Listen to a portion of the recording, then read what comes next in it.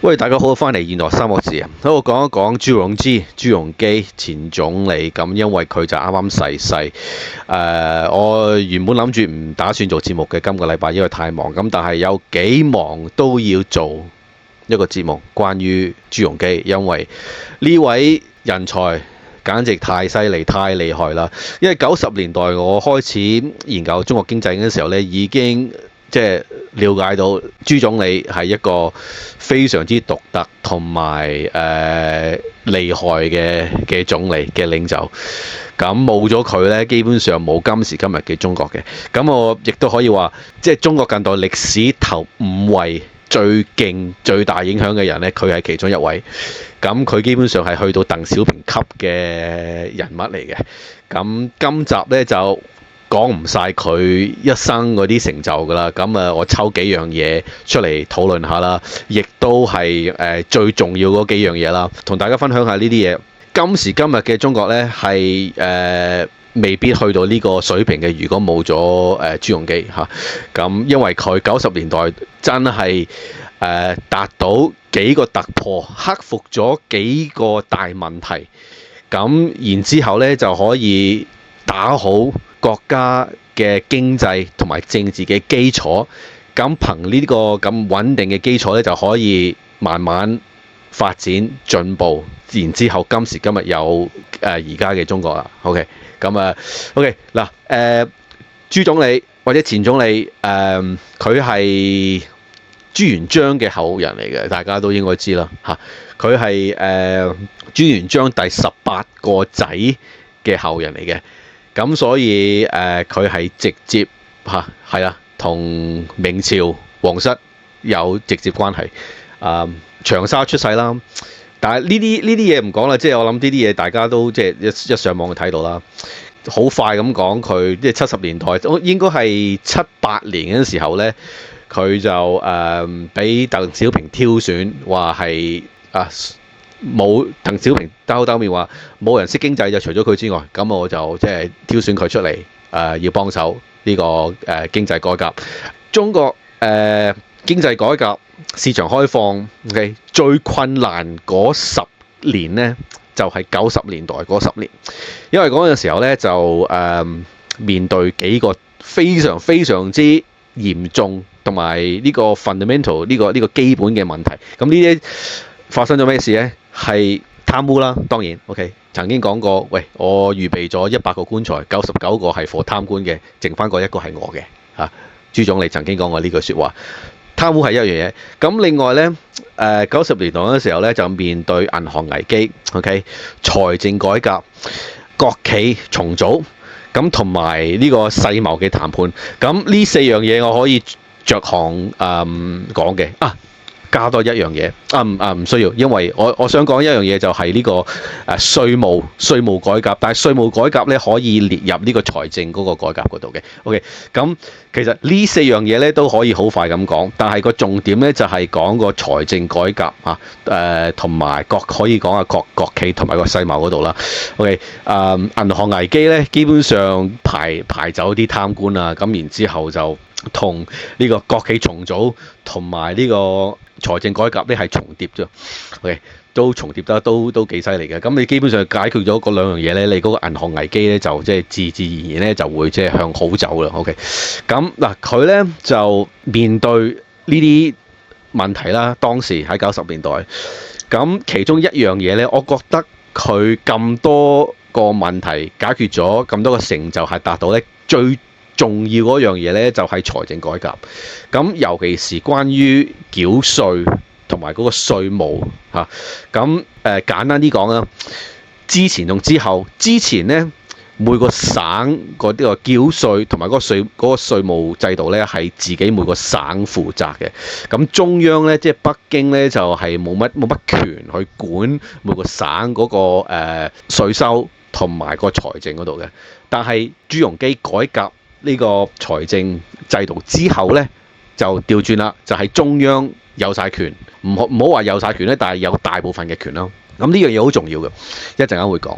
咁即係究竟佢做咗啲咩呢？當時朱總理做咗啲咩呢？咁佢呢，就實施呢個增值稅。OK， 以前就冇增值稅嘅，咁嗰陣時候咧就實施咗增值稅VAT。咁中央咧就有權攞 VAT 嘅75% for 自己嘅，即係中央政府。OK， 咁剩翻嗰25% 就你省，你每個省度荷包度自己使啦。但係主要咧，中央北京政府咧就可以攞75% of 增值稅。OK， 咁除咗呢個第一啦，第二咧就好清楚地咧就分開國家同埋區域嘅稅部門啦，應該話 OK。咁即係中央，即係北京政府有佢自己嘅收稅部門，每個省咧亦都有嘅。OK， 就咁樣分開，好清楚咁樣分咧，就係可以令到好清楚地分開邊啲稅係屬於邊個。因為以前唔係嘅，以前咧改革前咧就好模糊嘅。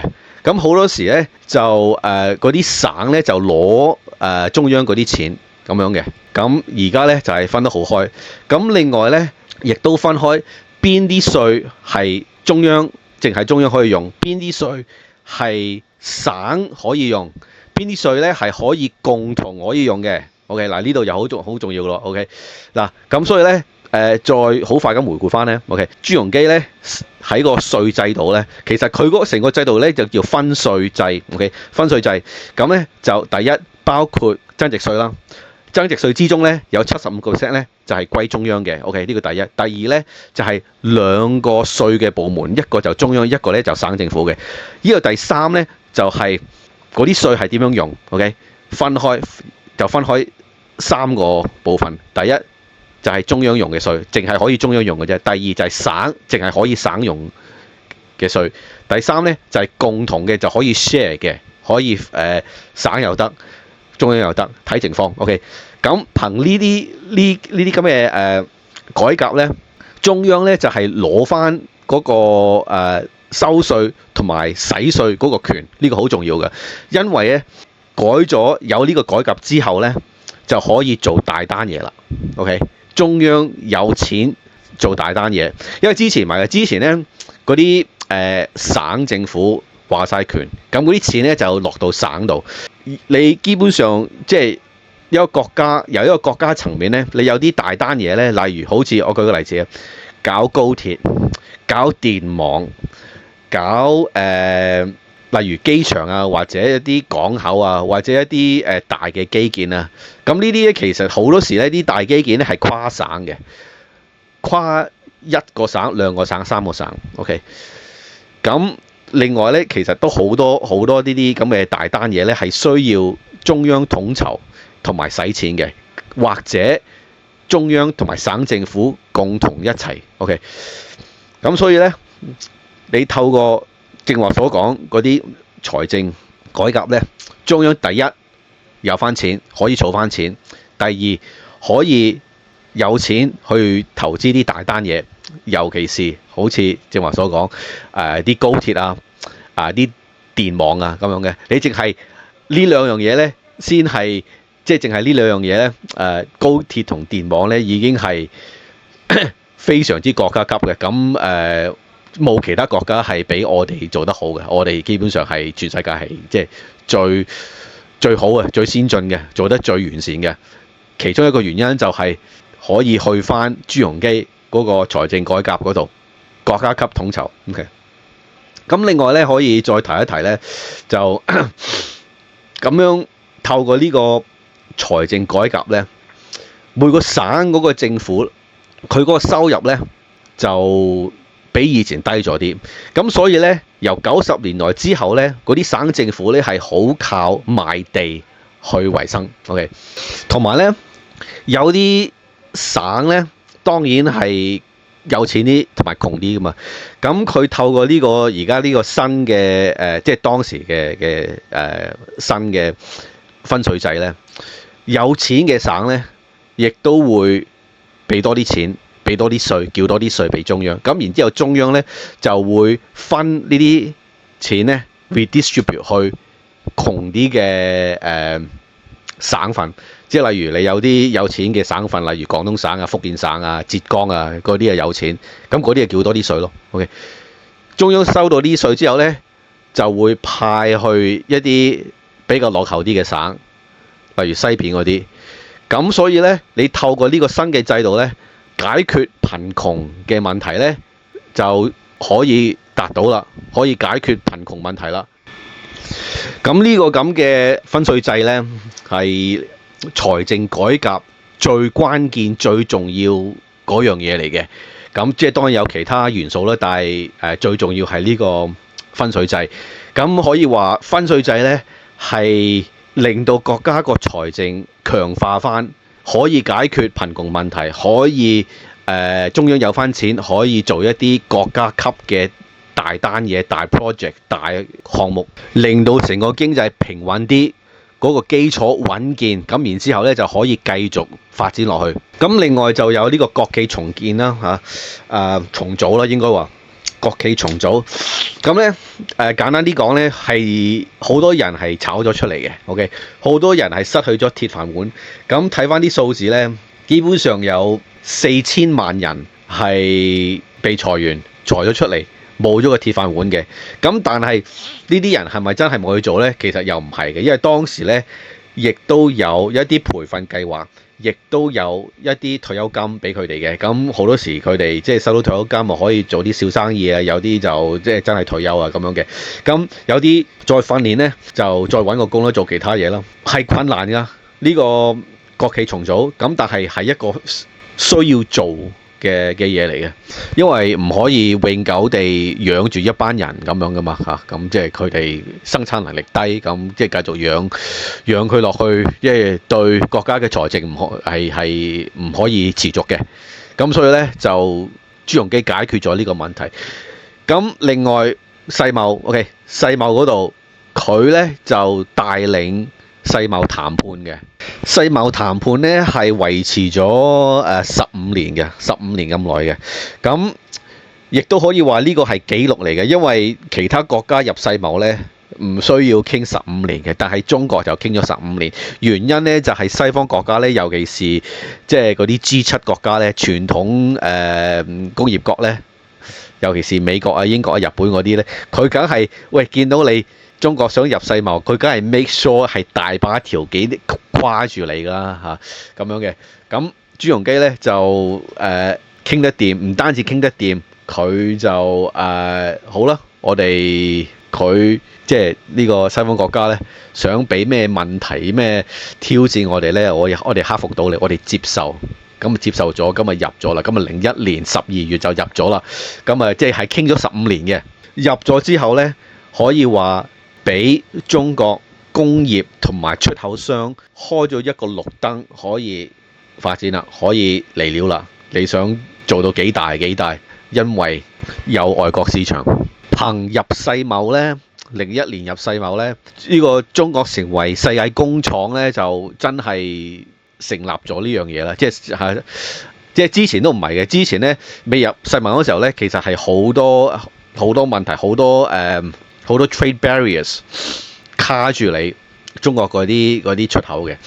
入咗之後咧，有市場有客咧，令到中國企業出口商咧就真係可以投資入去生產線科技，增加自己嘅生產力。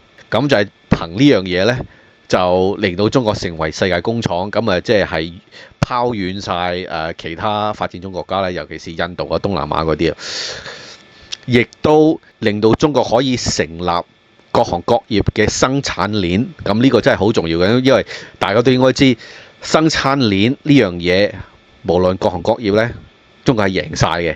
所以即係而家好多話，即係之前幾年話，中國加一啊，可以靠印度、越南嗰啲、東南亞嗰啲廢啦，嗰啲你可以起某啲廠、某啲downstream， 即是下游嘅廠係嗰啲地方，但係上游一定要靠中國 ，OK， 一定要靠中國嗰啲原材料啊，嗰啲某一啲科技同埋啲零件啊。咁但係同埋而家因為美國打關稅咧。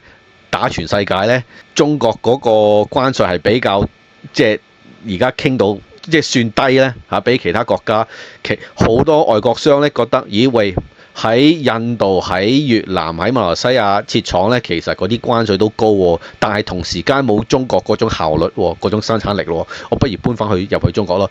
搬翻入去中國，因為中國有現有嘅生產鏈同埋生產能力喺度。咁啲生產鏈同埋生產能力，其實你係可以去翻朱鎔基嗰啲改革嚇，同埋入咗世貿之後嗰啲投資。咁所以呢，都可以重複講一次，就係朱鎔基即係做咗總理有幾多年啊？可以數翻啦。但係尤其是90年代嗰10年嗰10幾年啦，可以話即係可以話80年代末期去到01年啦，嗰10幾年呢，可以話中國經濟改革最困難嗰10幾年，佢呢帶領成個國家係克服咗呢啲咁嘅問題，帶咗國家入去世貿，咁然之後呢，雖然唔係一帆風順啦，咁但係同國家打好一個非常之好穩定同埋靚嘅基礎，令到我哋可以繼續發展落去。咁所以就即係其他人返天國，我都唔會點特別講嘅，但係佢就一定要講返兩句啦。OK，anyway，講到呢度先，下個禮拜再傾，拜拜。